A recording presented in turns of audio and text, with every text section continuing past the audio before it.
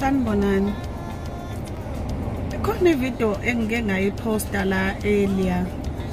Ngiphuma esontweni besibuya entabeni nje yaseNhlangakazi. Kodwa ngeke ngadumala kakhulu nje mangifunda ama comments akhona, kakhulukazi abazalwane bebandla laba abasonto ebuhleni. Begxeka ukuthi mina ngiyiphekula.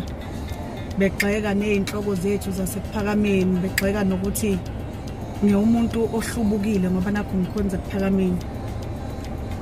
Kungidumazile kakhulu nje ukuthi akhona amakholwa anjalo, makuwukuthi lokhu kukhonza obuhleni kunjalo ngempela ukuthi aninaki ukukholwa kwenu noNkulunkulu wenu olunyazi, nidumise yena ngakho konke.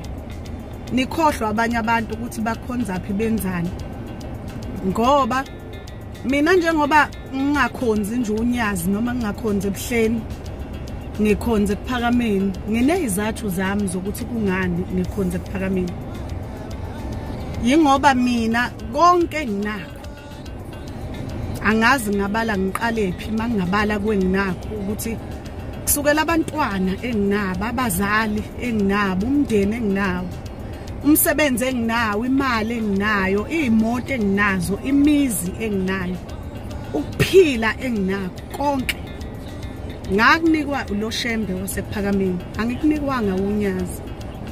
Nginezizathu zami yingani ngikhonza loshembe wasephakameni. Nginezizathu zami ezokuthi lithe iningi lihamba ngobuningi babo luya ebuhleni, mina ngasala ekuphakameni. Angiyikhethelanga ke futhi nokusala ekuphakameni, ushembe wangikhetha ngezizathu zakhe. Yini nibona ububi kimi uma ngikhonza ushembe